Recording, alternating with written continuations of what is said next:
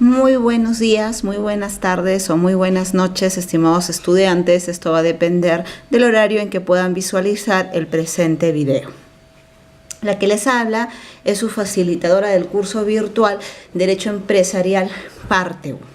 Y lo que vamos a ver el día de hoy son algunos aspectos que van a fortalecer parte del contenido de derecho laboral.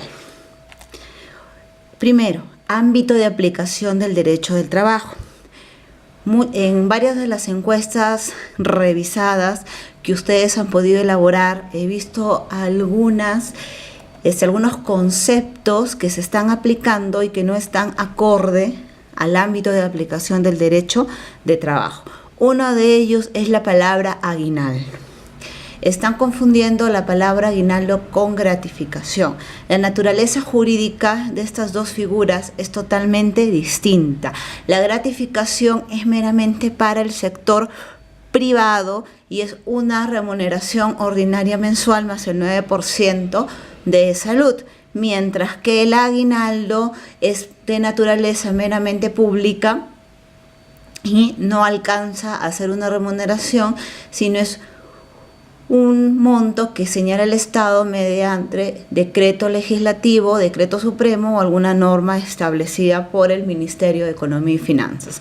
Entonces, yéndonos al ámbito de aplicación misma del derecho del trabajo, tenemos que el trabajo que estudia el derecho del trabajo, valga la redundancia, tiene que ser un trabajo humano, es decir, realizado por persona natural, no persona jurídica.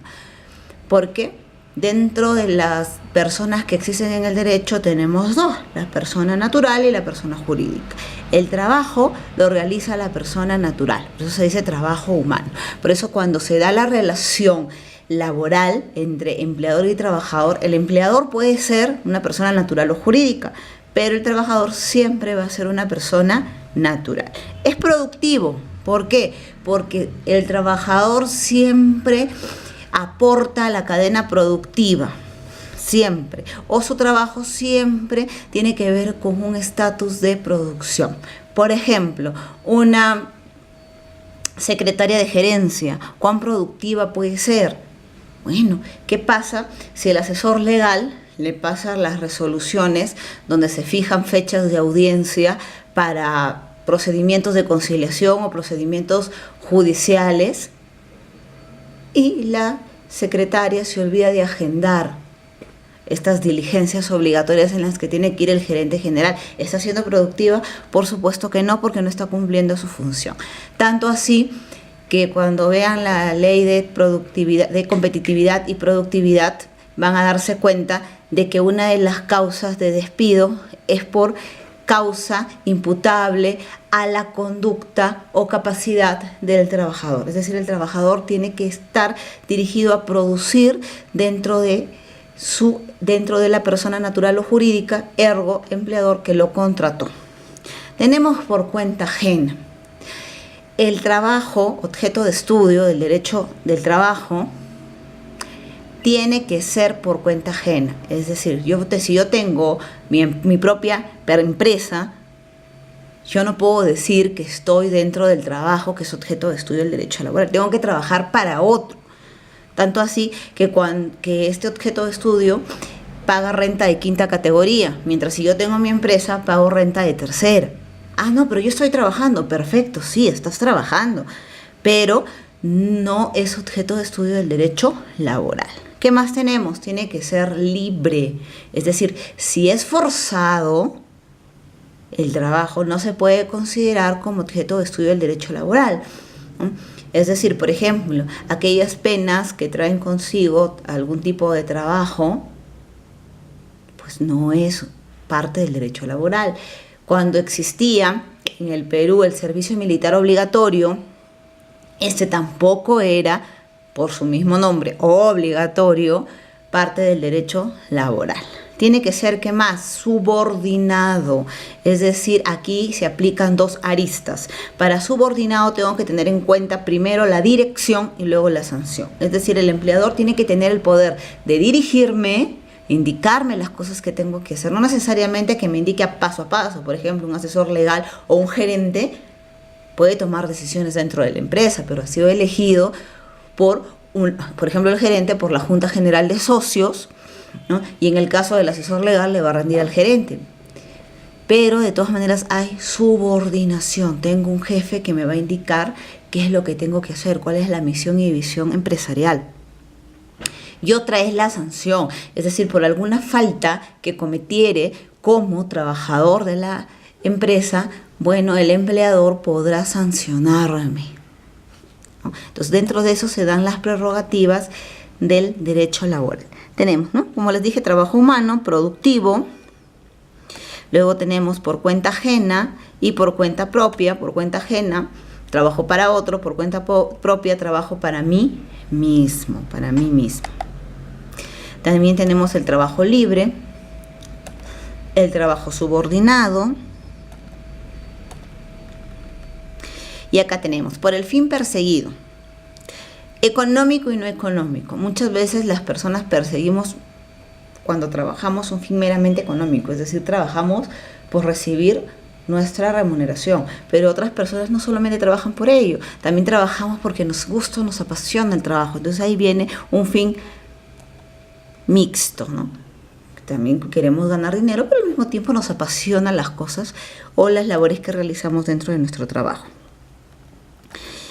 Y tenemos acá el trabajo subordinado, donde aparece el deudor del trabajo, que es el trabajador, el acreedor del trabajo, que es el empleador, y la relación de dependencia del trabajador para el empleador.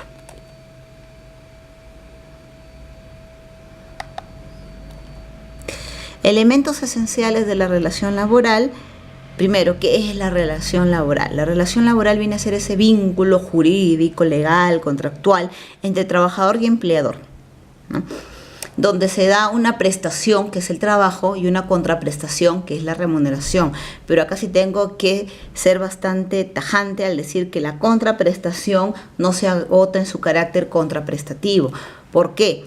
Porque la contraprestación va más allá. Por ejemplo, en vacaciones el trabajador no labora, pero igual el empleador le tiene que pagar su remuneración.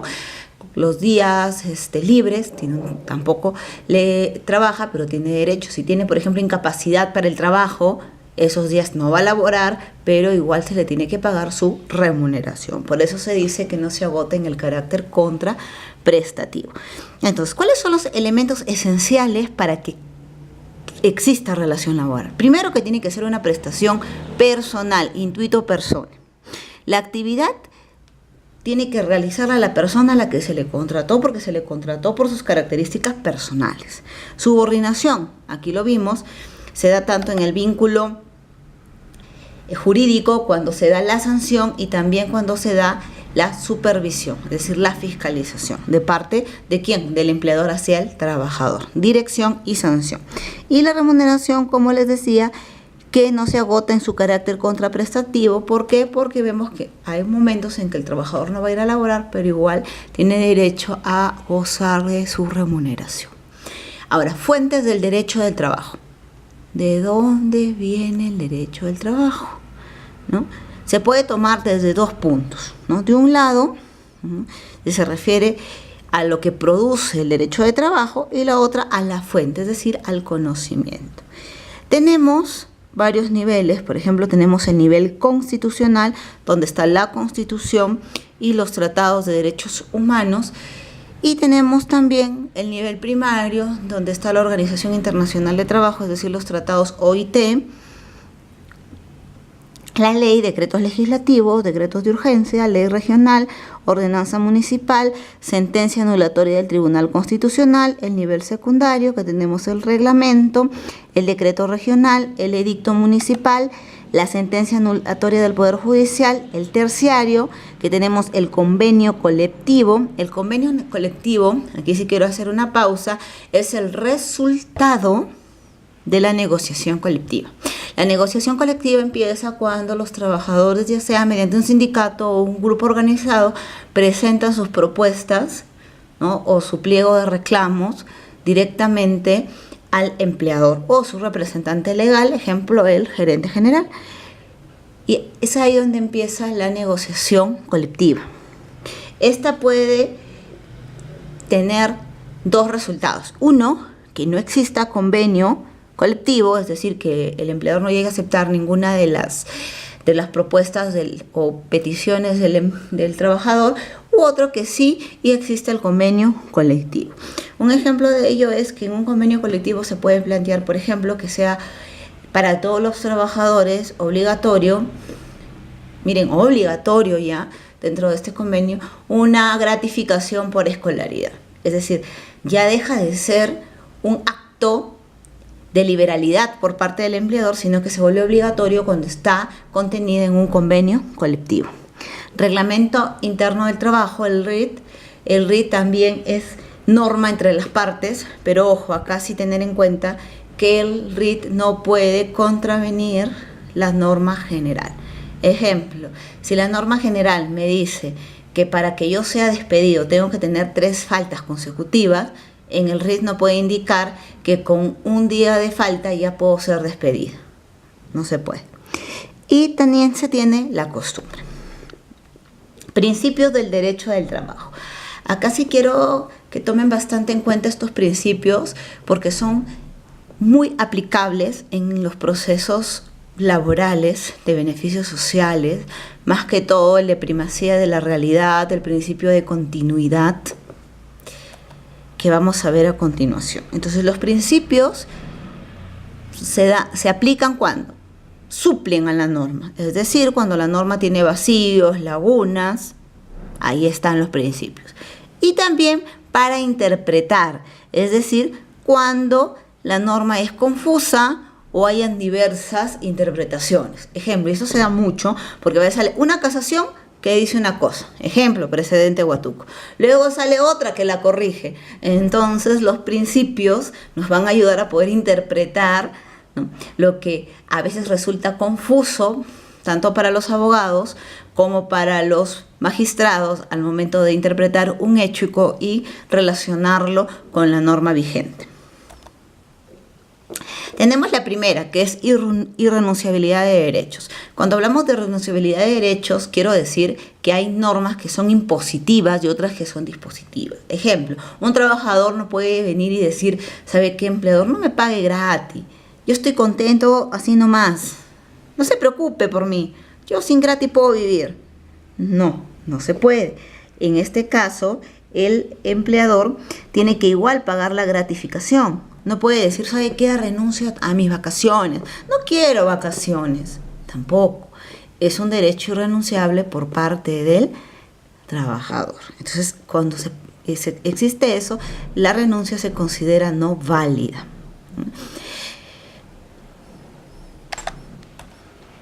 También tenemos la igualdad ante la ley de trato y de oportunidad. Igualdad ante la ley, todos somos iguales ante la ley, ¿no? Es un derecho que está en la Constitución. Igualdad de trato. ¿A qué se refiere igualdad de trato? Ejemplo, no solamente como dice ahí en la PPT, en la aplicación de sanciones, sino también en la promoción, ¿no? Y esto, les doy un ejemplo. Una trabajadora, vamos a ponerle Anabel. Anabel es una trabajadora que viene cumpliendo activamente sus metas mes a mes. Y justo este mes ha sido la que más créditos ha captado o más ha recuperado dentro de su cartera amorosa. Y le toca ser pues la trabajadora del año.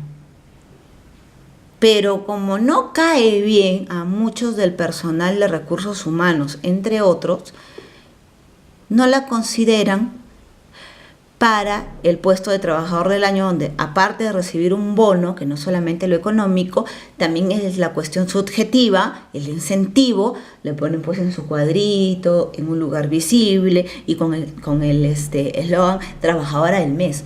No la consideran. Eso también es igualdad de trato. ¿Por qué? Porque si ha cumplido sus metas y ha cumplido los requisitos para estar en esto, no puede hacer esa discriminación y colocar a otro por, entre comillas, ciertas peleas o malos tratos dentro del personal.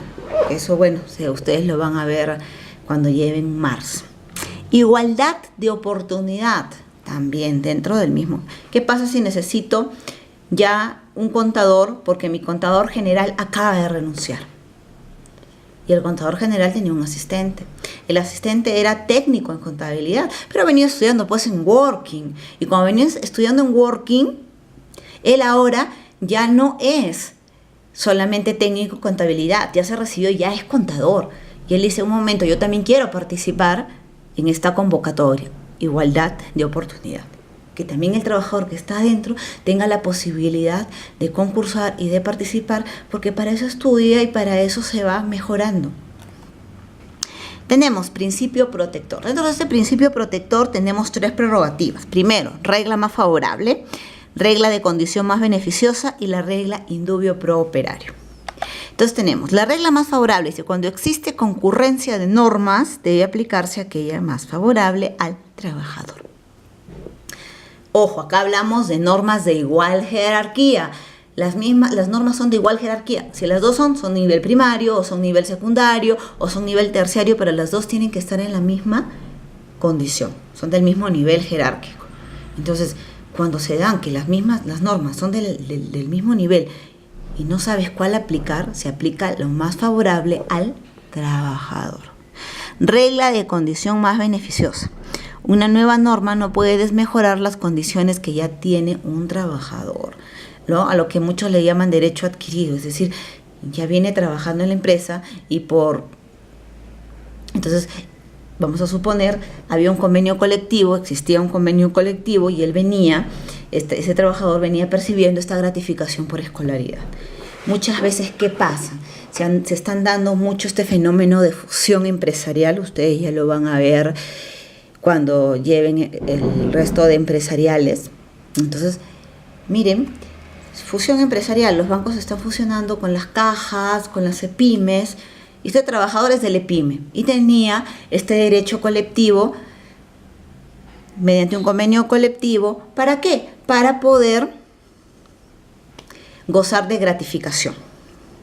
Pero ahora que se fusionaron, perdió. ¿Por qué? Porque ahora tiene otro nombre, ya ninguna de estas 3 empresas se consideró, pero el derecho no lo pierde. Los nuevos trabajadores que ingresen sí ya no lo van a tener, pero este trabajador conserva esta condición por más que se cambie el RIT, por más que se cambien las otras normas internas. Regla indubio pro operario. Entre interpretaciones que pueda tener una norma, se debe seleccionar la más favorable al trabajador. Entonces, dentro de esas son las que tenemos. Y el principio de continuidad laboral. Cuando hablamos del principio de continuidad laboral, tenemos que tener en cuenta que muchos empleadores, ¿qué hacen? Dicen, contrato a un personal por 1 año. Al año lo liquido, lo vuelvo a contratar. Ah, no, ya perdió la continuidad. Mentira, por el principio de continuidad laboral no interesa si este trabajador fue liquidado, se suman los plazos y si se completan los 5 años que exige la norma para la desnaturalización del plazo y que se vuelve el contrato indeterminado, se vuelve. O sea, no interesa que hubiere liquidación de por medio. Eso es lo que nos da el principio de continuidad laboral. Y el principio de buena fe, que es un principio que ustedes vienen ya estudiando desde primer ciclo, la buena fe se presume, la mala fe se prueba. Y ese es uno de mis principios favoritos, que es el principio de primacía de la realidad. No importa la autonomía de la voluntad, sino la demostración de la realidad. En otras palabras, no interesa lo que diga el papelito, interesa la realidad. No, pero acá en el contrato dice que yo te he contratado por tiempo parcial, pero viene laborando a tiempo completo. Entonces, la realidad supera al papelito manda. Eso es lo que nos dice el principio de primacía de la realidad. Entonces, dentro de estos principios, yo sí quiero ser bastante enfática en decir de que nos sirven ¿para qué? Para desvestir, o yo les digo, para quitarle el disfraz a las relaciones que son laborales, pero que las disfrazan de otro tipo de relaciones. Dicen, no, pero es un contrato civil, ¿no? Es por prestación de servicios, locación de servicios. Esto no es un contrato laboral, pero yo marco mi entrada y mi salida y yo tengo que venir a laborar acá al centro de trabajo, ¿no? Si yo falto me descuentan. Oye, eso es una relación laboral y por eso nos sirve mucho el principio de primacía de la realidad. Les comento un caso. Esta es una joven que estaba por locación de servicios.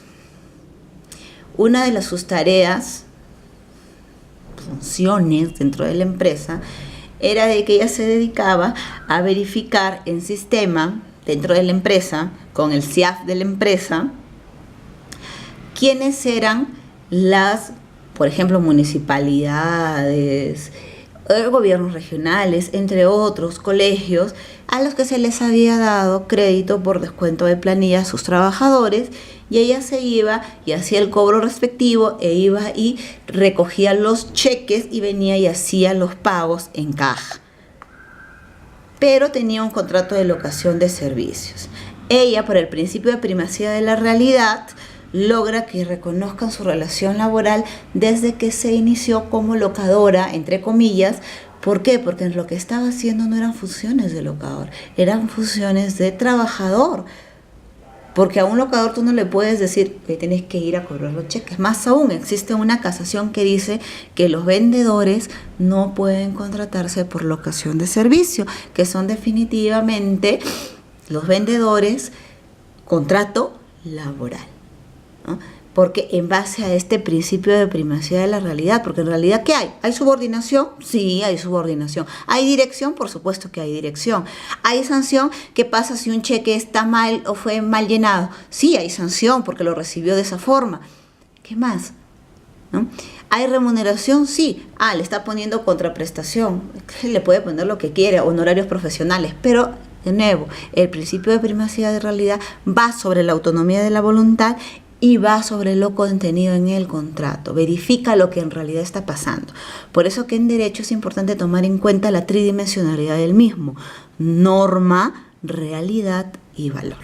Jóvenes, espero que con esto se haya reforzado la parte que han venido desarrollando sobre derecho laboral, con los principios, con las fuentes, con los elementos de la relación laboral, con el objeto de estudio del derecho laboral en sí, y puedan fortalecer esos contenidos que están en su curso online.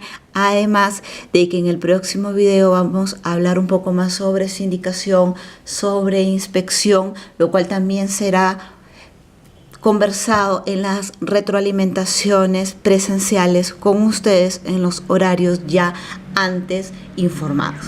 Les deseo muy buenas semanas y que sigan los éxitos. Cuídense y hasta la próxima oportunidad.